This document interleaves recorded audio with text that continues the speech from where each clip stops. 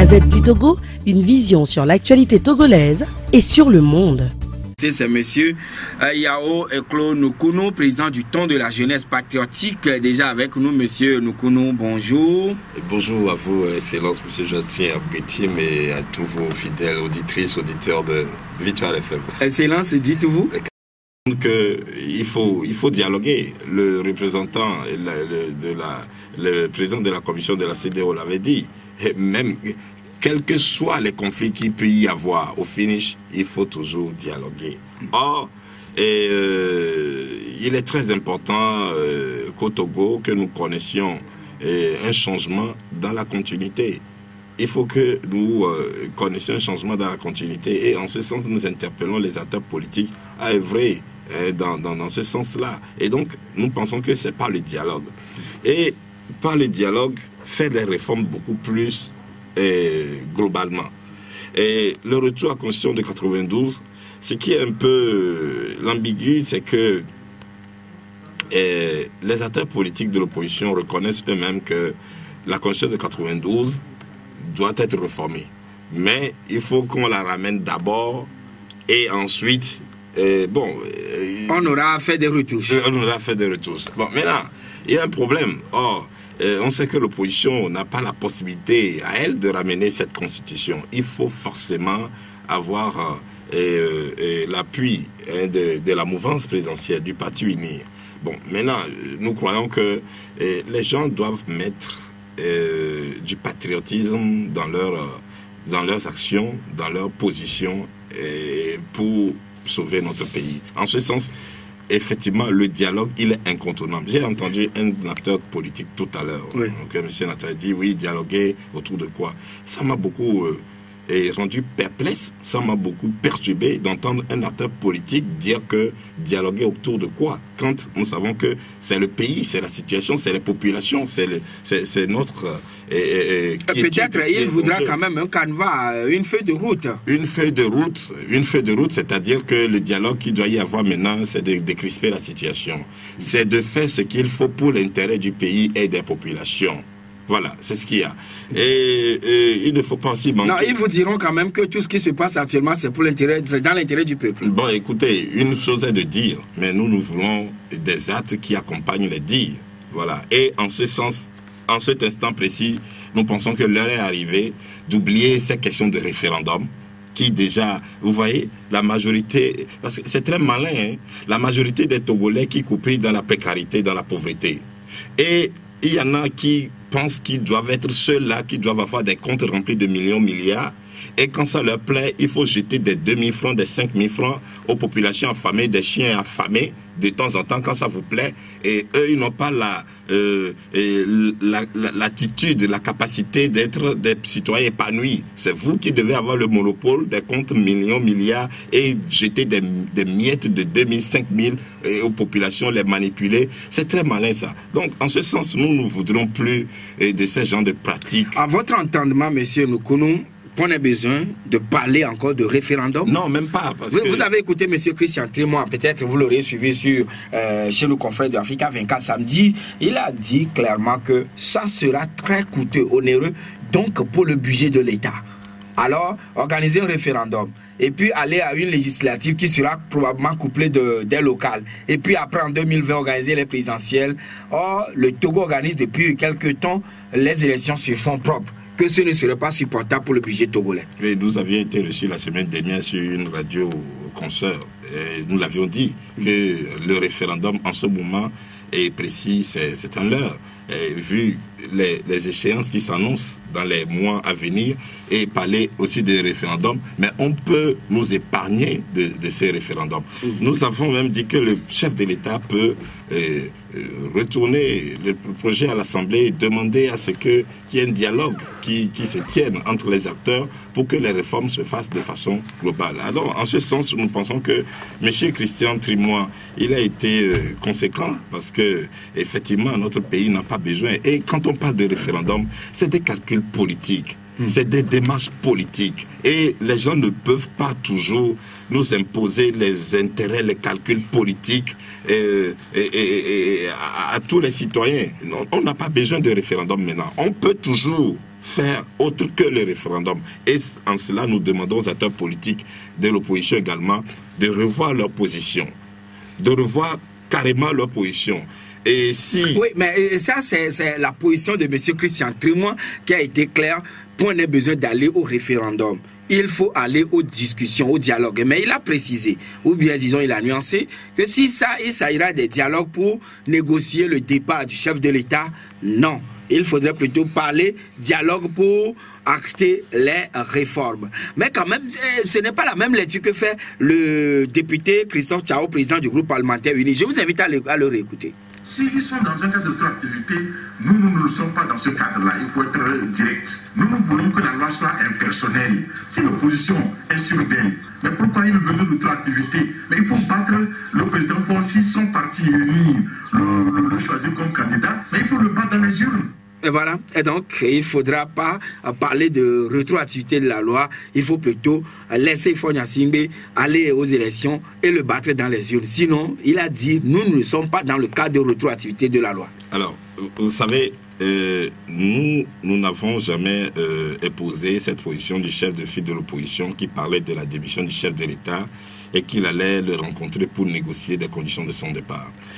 Et pour faire un rapprochement, une précision, vous savez ce qui s'est passé au Burkina, et les Burkinabés se sont levés contre Blaise Compaoré et il est parti. La même chose s'était passée chez nous en 2002. Vous savez, en 2002, le feu président Yadema arrivé à la fin de son mandat. Et la Constitution aussi limitait les mandats. Bon, c'est en ce moment que nous devions nous lever pour demander le départ du président et nous opposer à une quelconque modification de la Constitution. Mais en ce temps, nous avons dormi. Nous avons dormi. C'est en ce moment qu'il fallait se lever. Mais on a dormi. On a pris un somnifère, on a dormi. Bon, aujourd'hui, les situations ne sont pas pareilles. Aujourd'hui, nous avons un président dont le mandat est en cours. Il n'a pas encore même fait la moitié. Et encore, la Constitution, même si on se bataille telle qu'elle est actuellement, elle n'est pas limitée. À l'heure où nous parlons. Ça veut dire que aussi longtemps que nous nous battrons, aussi longtemps que les politiques s'éterniseront dans ces sanglantes rivalités et ne voudront pas quitter leur position, c'est cette constitution qui demeurera toujours en vigueur. Et maintenant, il faut attendre au finish qui s'en sortira vainqueur avant de savoir quelle position adopter. Mais une chose est claire également, le pouvoir en place aussi n'a pas d'autre chose, d'autre option que de tout faire pour que les mandats soient limités, parce qu'aujourd'hui, ça devient aussi une exigence de la communauté internationale.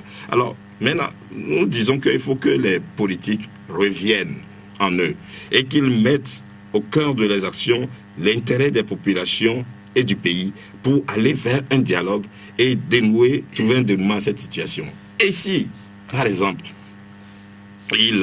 cette question de rétroactivité devait achopper. Mais il faut aussi quand même reconnaître que si les acteurs politiques de l'opposition adoptent cette position, ils ont raison. Parce que le parti au pouvoir avait la possibilité de faire ces réformes-là depuis. Mais il les a toujours roublés. À un moment, on a même que comprendre que les acteurs politiques de l'opposition et que le pouvoir les avait au bottes et qu'ils avaient le contrôle, le monopole sur les acteurs politiques. Ils se croyaient vraiment dominants sur eux tous jusqu'à ce que le 19 août, que un nouveau vent ne souffle. Et ce nouveau vent qui vient de souffler, qui vient de les sortir également, eux aussi, de leur illusion. Un nouveau vent déclenché par Tipi Atadam, qui les a sortis de leur illusion, parce qu'ils étaient dans l'illusion. Donc, entre-temps, le pouvoir pensait que le boulevard était ouvert. Même le chef de file de l'opposition était là Non, mais bien sûr, ils étaient dans l'illusion de ce que, non, ils ont la maîtrise, ils contrôlent tout, ils ont tout en main, et il y a des opposants qui leur sont à leur bord.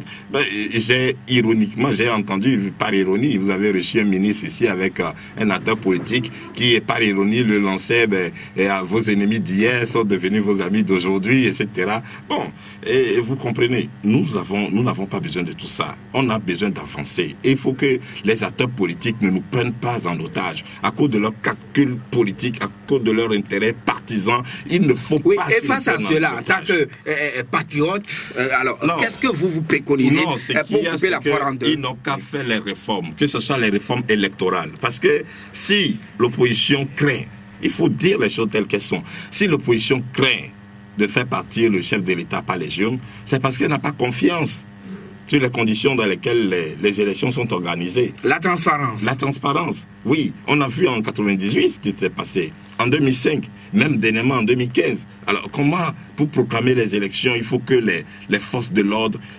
descendent à la CENI et qu'un membre de l'opposition soit écarté, alors que préalablement ce n'était pas comme ça que les règles étaient définies. C'est que tous les membres de la CENI devaient être présents pour la proclamation. On a vu les conditions dans lesquelles... Et ils devraient se mettre tous d'accord sur les résultats d'abord. Etc. Bon, donc on a vu, c'est-à-dire que le Togolais est fatigué de toujours de voir ces scénarios forcing. Pourquoi est-ce que nous les Africains, c'est seulement nous qui devons offrir de tels scénarios, de telles comédies aux yeux du monde? Et avec ça, nous nous glorifions d'être de grands intellectuels, etc. Mais si nous avons également aussi la capacité, démontrons-les à travers des actes qui soient de nature à être appréciés, à nous élever, que de nous éterniser dans ces pratiques-là. Non. Et les référendums, oubliez le référendum. Aujourd'hui, il faut aller au dialogue. Et c'est départir de cette position de retour à la constitution systématique de 92 ou départ immédiat du chef de l'État. Donc, à votre entendement, il faut aller au dialogue. Mais vous exhortez l'opposition à se départir donc du retour de la constitution de 92. Absolument. Et le chef de l'État doit partir.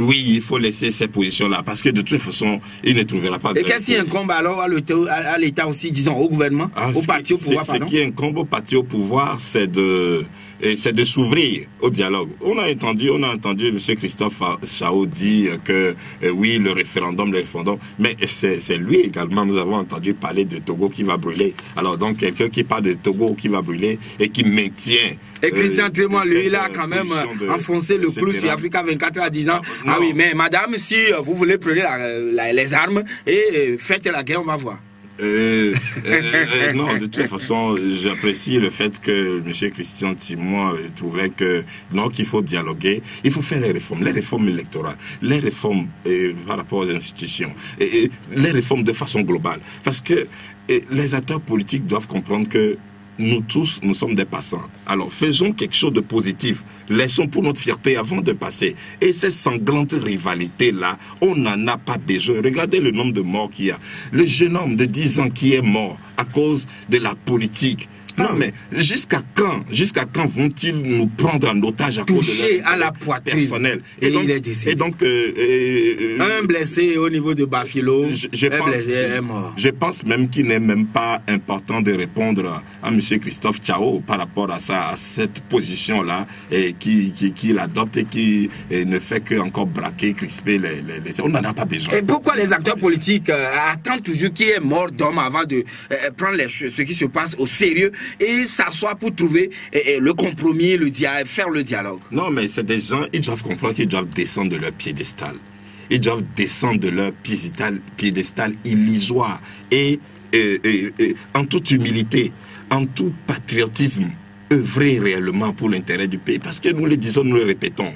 Vous-même, vous n'avez aucune fierté, vous n'avez aucune qualité à brandir, à faire prévaloir lorsque votre pays n'est pas élevé, lorsque les populations ne sont pas épanouies. Pour exemple, lorsque dernièrement le président Macron a parlé, les gens l'ont critiqué, etc. Mais quand il parlait que l'Afrique souffre d'un mal civilisationnel, il n'a pas mis de nuance, il n'a pas dit à l'exception des dirigeants ou d'une certaine classe que le reste. Non, il a dit l'Afrique, tous les Africains sans exception, c'est-à-dire que c'est nous tous. Alors ça doit nous interpeller. Alors quel piédestal? Lorsque tous les systèmes, que ce soit économique, que ce soit juridique, que ce soit quel système, tout ça, c'est des choses que nous copions. Et voilà, mais la délégation de l'Union européenne, la coordination du système des Nations Unies, les ambassades d'Allemagne, des États-Unis d'Amérique et de France au Togo ont demandé aux Togolais, notamment les acteurs politiques, ceci. Dans l'esprit de l'accord politique global de 2006, elles encouragent, ces délégations encouragent tous les Togolais à s'inscrire dans un dialogue pacifique en vue de l'adoption des réformes constitutionnelles qui permettront de renforcer la démocratie au Togo et de préparer sereinement les élections locales et législatives en 2018. Rappelez-vous qu'ils l'ont toujours martelé. Ils disent, selon l'esprit de l'accord politique global. Bien sûr, mais attends, parce qu'ils ne comprennent pas, ils ne peuvent pas appuyer cette question de démission immédiate, départ immédiat, parce que pour eux, c'est un peu rocambolex. C'est un peu rocambolex. C'est des gens, je l'avais dit, ils fonctionnent dans une logique juridique, dans une certaine... Dans un réalisme. Oui, dans un réalisme. Voilà. Donc, ce ne sont pas des gens qui se lancent dans l'expression d'un état d'âme. Oui, mais ils exhortent ici les uns les autres à faire le truc dans le cadre ou dans l'esprit de l'accord politique global. Mais bien sûr, c'est ça. Oui, l'accord politique global prône le consensus. Bien sûr, absolument. Donc, pourquoi eux, ni le groupe des 5, ni Guterres n'a prôné ou parlé de référendum, mais ils exhortent les uns les autres au dialogue. Non, c'est normal qu'ils dialoguent. Et si cette situation est arrivée à ce niveau, c'est de la faute au parti au pouvoir, à cause de la tergiversation. Combien de fois les ambassadeurs n'ont pas appelé et a fait ces réformes? Combien de fois, que ce soit l'ambassadeur des États-Unis, disons le groupe des 5 de l'Union, voilà le groupe des 5, ils ont toujours, et y compris les élections locales, même les acteurs politiques, ils ont toujours parlé du respect de l'accord politique global, mais le pouvoir a toujours joué au sourd d'oreille, il a toujours fait usage de subterfuges, de roubladisme. Pourquoi le pouvoir n'était pas si tranché ou totalement décidé à opérer ces réformes durant 11 ans? Oui, mais il faut demander, est-ce qu'on gouverne le pays pour le pays ou pour les Togolais? Si réellement nous avons une idée, nous avons une vision et que nous nous soucions, nous nous battons pour ce Togo-là, dont la construction harmonieuse, inclusive, ferait notre fierté, mais on ferait ce qu'il faut, autant important qu'il faut. Alors maintenant, si aujourd'hui l'opposition exprime son état d'âme, c'est tout à fait normal. C'est parce que pendant longtemps, elle a été roublée. Bon, maintenant aussi, il faut que l'opposition comprenne qu'il faut revenir à la sérénité. Ce n'est pas avec ça aussi que vous aurez la solution. Vous avez souffert longtemps, vous avez revendiqué longtemps. Bon, aujourd'hui, vous avez l'appui de la communauté internationale qui demande à ce qu'il y ait dialogue et que ces réformes soient faites. Le pouvoir est contraint aujourd'hui d'aller vers ces réformes. Alors, allez-y. Oui, mais au même moment, le président de l'Assemblée nationale demande aux partis extra-parlementaires, aux organisations de la société civile, d'envoyer des noms pour recomposer la CENI. Non, vous savez... Est-ce que c'est dans l'esprit de réforme de cette institution?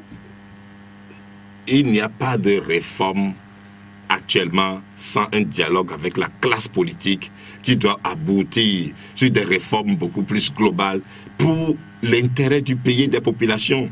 Et cette position de va en guerre, parce que si tu les entends, c'est toujours, ils sont dans cette logique de sanglante rivalité. Alors quand vous vous obstinez là-dedans, et surtout que sa position rejoint un peu le président du groupe parlementaire uni qui a parlé de le Togo qui va brûler. Donc il faut que les gens n'ont qu'à se départir de cette mentalité-là. Et cette mentalité, cette pratique, ils n'ont qu'à se départir de ça et nous garantir une bonne avancée, que les acteurs politiques se regroupent, qu'ils se retrouvent, qu'ils discutent de façon générale sur les réformes institutionnelles, électorales, sociales, etc. Il faut qu'ils nous définissent un idéal, une vision pour ce pays. Parce que le peuple togolais en a marre, on est fatigué de toutes ces roubladises, de ces sanglantes rivalités des acteurs politiques. Nous avons besoin d'avancer. Alors il ne faut pas qu'ils continuent par nous prendre en otage, à faire blocage à notre avancée, à notre évolution. Donc il faut que les acteurs politiques se retrouvent, qu'ils dialoguent autour de ces réformes de façon globale, que l'opposition laisse cette question de démission immédiate, de retour systématique à la Constitution de 92 et qu'ils fassent ce qu'il faut pour l'intérêt du pays. C'est lorsqu'ils se seront retrouvés pour discuter des réformes de façon globale sur le pays, c'est en ce moment que nous croirons qu'ils œuvrent pour le pays. Et voilà, Monseigneur Denis Amouzou Diakba se porte garant à être le médiateur entre les deux. Quand? Bon, médiateur. Il se propose. Médiateur. Oui, quoi qu'il en soit, il faudrait quand même quelqu'un au beau milieu pour essayer de concilier les deux bords. Et médiateurs, s'ils sont incapables de montrer leur patriotisme, et les acteurs politiques, bien sûr, s'ils sont incapables de prendre leurs responsabilités, mais toujours est-il que ce dialogue, essentiellement, c'est à l'Assemblée que ça doit se faire. Ce dialogue, c'est à l'Assemblée. Alors maintenant, est-ce que Monseigneur Amouzou Diakpa va aller remplacer le président de l'Assemblée nationale et conduire les débats? Quand on parle de l'esprit de l'accord politique global qui parle de consensus, est-ce que c'est forcément à l'Assemblée nationale? Non, il faut aller droit au but. C'est à l'Assemblée qui doivent... parce que l'opposition... Et maintenant, qui doit lâcher du lest pour que cela aboutisse cette fois-ci? C'est les deux camps. C'est les deux camps. Parce que vous savez, la position du chef de file de l'opposition qui parle du départ immédiat du chef de l'État, de discuter avec lui des conditions de son départ. Pendant que le mandat est en cours. Pendant que le mandat est en cours, alors que actuellement même la Constitution même ne limite même pas le mandat. Alors nous parlons, la Constitution ne limite pas le mandat. Alors nous parlons, donc aussi longtemps qu'il y a tergiversation, aussi longtemps la Constitution, le mandat restera toujours illimité. Et ça, la communauté internationale observe, prend acte et au moment opportun également, elle aussi, elle se prononcera par rapport aux responsabilités vis-à-vis des partis, des uns et des autres. Donc, et nous pensons que... Donc, que le chef de file de l'opposition laisse tomber cette affaire de démission immédiate. Soit, et maintenant, le parti au pouvoir, lui, fait quoi? Non, le parti au pouvoir, moi je pense que le chef de l'État a la possibilité de recevoir la classe politique.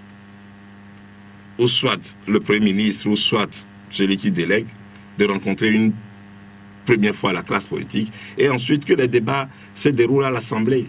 C'est à l'Assemblée. Donc, du moins, ils doivent se retrouver d'abord, baliser le chemin, la voie, avant d'aller à l'Assemblée? Oui, pourquoi pas. Ou si c'est à l'Assemblée directement qu'ils doivent se retrouver en commission pour que l'opposition apporte ses propositions. Non pas par rapport à ce qu'ils ont envoyé, que le parti Unir aussi a eu la maladresse de rejeter, ou le ministre Boupessi a eu la maladresse de repousser spontanément, au moins un peu de subtilité, un peu de finesse, pas de cette proposition-là, mais fait de nouvelles propositions, et sur le plan électoral, etc. Et nous allons devoir... Monsieur Cyril Noukounou Yao, qui est le président du Temps de la jeunesse patriotique. Monsieur Noukounou, cette semaine, l'opposition, en lieu place des manifestations, 3 jours que nous avions apprises la semaine dernière, a donc pensé plutôt observer ou animer une conférence de presse et faire observer un Togo mort le vendredi prochain. Il va animer la conférence de presse le mercredi, et puis le vendredi, ce serait opération Togo mort. Alors, est-ce que l'opposition est en train de vouloir prendre au sérieux ce que le gouvernement, par le truchement de 2 ministres conseillers la dernière fois, ont dit? Le gouvernement compte prendre des dispositions idoines pour faire revenir le calme dans le pays, parce que les manifestations, quoi qu'on dise, engagent des pertes énormes au pays. Ben, le représentant du secrétaire général des Nations Unies a été clair. Il ne faut pas entraver les libertés. La liberté des manifestations, les libertés d'espace et d'expression, etc. Et donc, nous, cette nouvelle décision que prend l'opposition, nous pensons que c'est en quelque sorte une réponse à la communauté internationale, c'est-à-dire faire comprendre qu'elle a écouté la communauté internationale, et le communiqué qu'a rendu public le groupe des 5, c'est pour dire qu'ils ont prêté oreille attentive à cette démarche-là. Et nous saluons ça. Donc l'opposition marche, mais les yeux bien ouverts, l'oreille très bien tendue. Oui, bien sûr. Donc nous saluons ça. Et nous les encourageons à retourner à l'Assemblée. Mais avant qu'ils ne retournent à l'Assemblée, il faut que le pouvoir en place, ou même personnellement le chef de l'État, les invite. Et si on a le souci de la préservation de la paix, si nous avons le souci de l'intérêt national, si nous avons vraiment un grain de patriotisme, nous devons aller vers l'acceptation mutuelle. Il faut que le chef de l'État lance un appel à la classe politique.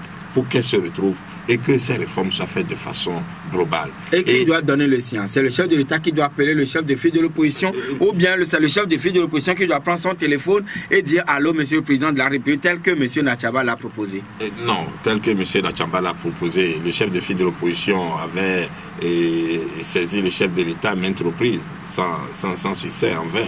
Donc, actuellement, c'est le chef de l'État qui est le président, le chef de la famille.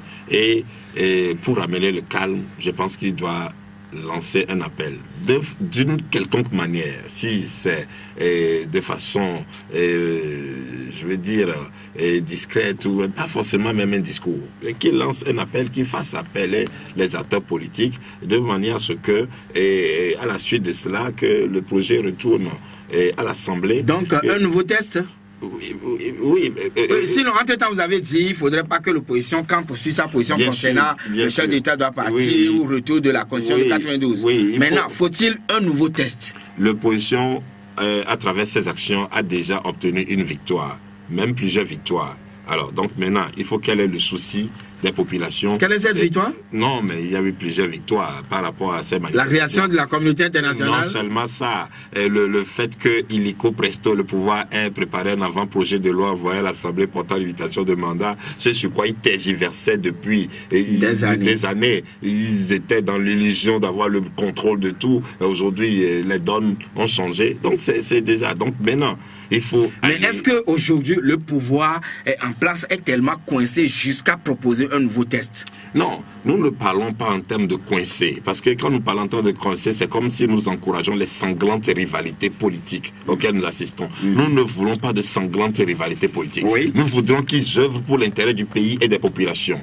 Et des caciques qui ont la mentalité carrée, c'est-à-dire que conservation rien, ou si ça passe ou ça casse, on n'a pas besoin de ça. La préservation des intérêts particuliers. On n'a pas besoin de ça. On ne permettra pas qu'une personne ou un groupe de personnes constitue un naufrage pour nous. Voilà. Nous plonge dans l'abîme. On ne tolérera pas. Est-ce que si l'opposition aussi essaie de lâcher un peu du lest, ce ne serait pas assimilé peut-être à une sorte de trahison, puisque l'opposition aussi risque d'être prise en otage par les manifestants? Les populations doivent comprendre que l'opposition qui demande le retour à la Constitution de 92, c'est une demande qu'elle formule. Elle n'a pas la capacité de ramener à elle cette Constitution de 92. Il faut les 4/5e. Les populations doivent comprendre que le moment où on devait demander le départ d'un chef d'État, c'était en 2002. Le temps là est arrivé, on n'a rien fait, on a dormi et aujourd'hui les contextes ne sied pas, ne cadrent pas. Donc les populations doivent comprendre que ce qui revient aux acteurs politiques de faire, c'est de se retrouver, de dialoguer, de discuter, de faire les réformes de façon globale pour l'intérêt du pays et du peuple. C'est ça ce qu'il faut. Et non pas exprimer d'état d'âme, des entendements, vouloir essayer d'intimider les acteurs politiques avec ça. Non. Oui, mais quand même, M. Donald Trump, le président américain, a dénoncé. Il a craché les 4 vérités dans la figure de M. Paul Biya la dernière fois aux Nations Unies, que c'est aberrant de pouvoir couper l'Internet aujourd'hui et priver ainsi les populations pendant que nous sommes au 21e siècle. Mais au Togo aussi, on coupe l'Internet. Oui, mais M. Paul Biya, il fait combien d'années au pays? Vous en subissez il fait combien d'années à la tête du pays? Alors, donc, c'est tout ça là qui donne la preuve que lorsque on s'éternise trop au pouvoir, ça devient un danger pour les populations et ça devient un handicap à l'évolution du pays.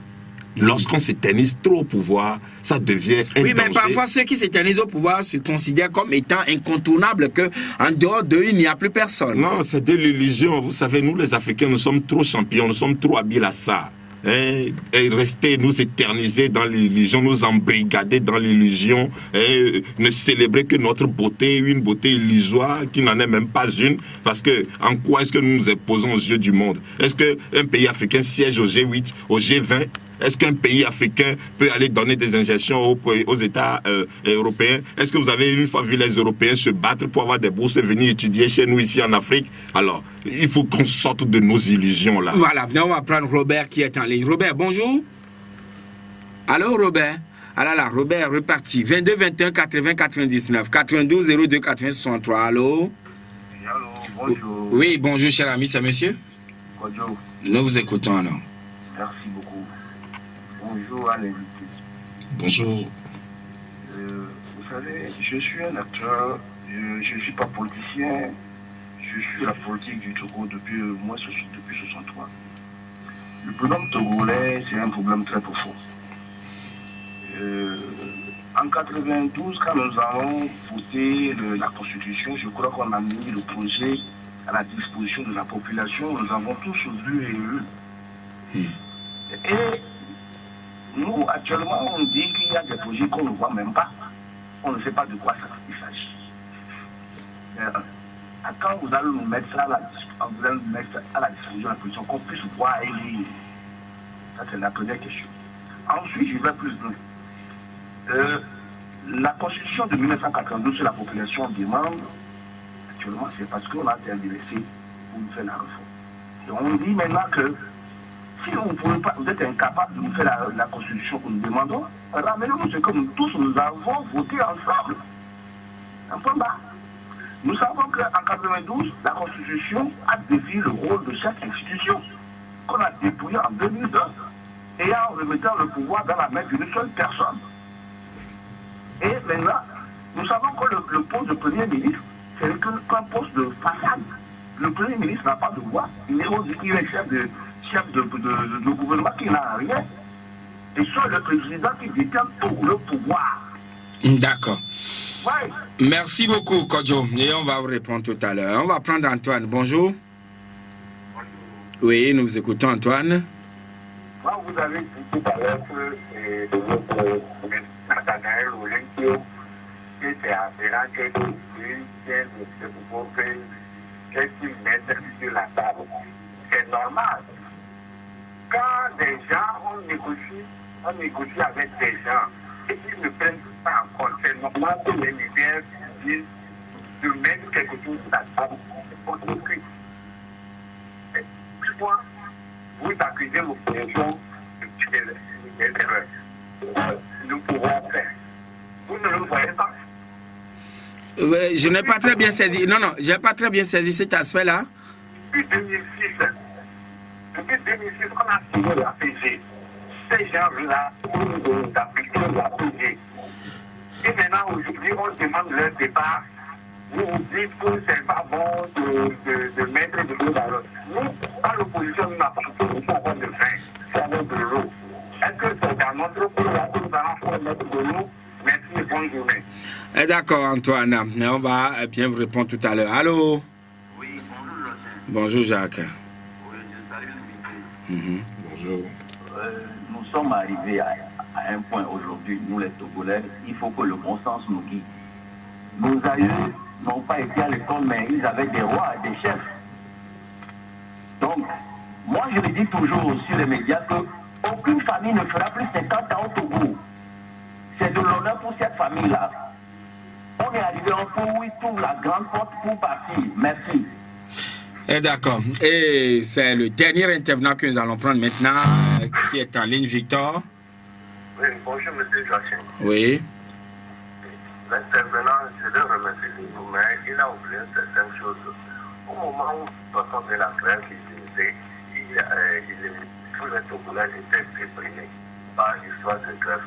Et il y avait un certain ministre de l'Intérieur qui avait pris une disposition interdisant les manifestations les jours ouvrables. C'est en ce moment, à l'orée encore de fin d'année, on nous a fait quoi là, modifier les tests dans l'intérêt d'une seule famille. Et préserver la succession dans l'intérêt aussi d'une seule famille. Autant déprimés de la grève, les Togolais n'avaient pas pris ça. Voilà, on nous a trompé que c'était pour ramener la paix. Comme ils le disent encore, pour la sécurité, ils veulent encore sortir une loi pour interdire encore. Cette fois-ci, ils ne se laisseront pas faire. J'aimerais dire aussi, il faut que la minorité, telle que disent la mouvance présidentielle, ce n'est pas seulement, il faut qu'ils cessent de faire sortir l'armée dans l'intérêt de la minorité. L'armée est pour nous tous les Togolais. Voilà. L'histoire pour seul les plans affinés qui peuvent faire sortir l'armée pour mater le peuple, pour sauvegarder leurs intérêts. Merci. Est-ce que l'armée, on la fait sortir pour l'intérêt de M. Fogna Singbe ou de la minorité? Je crois que l'armée a des responsables. Il y a des Togolais qui sont à la tête de cette institution. Et ils écoutent également leurs compatriotes, les Togolais. Et nous les exhortons à ouvrir les oreilles pour écouter les Togolais et répondre aux aspirations de leurs compatriotes. Et non pas seulement avoir Dieu que peut-être pour leur propre intérêt, parce qu'eux-mêmes, ils en trouvent pour leur compte, et donc les autres n'existent pas. Les autres sont comme des sujets. L'enfer, c'est les autres. Oui, les autres sont comme des sujets. Je vous dis, le Togo, notre pays, le Togo, a besoin de chacun de ses fils pour sa construction.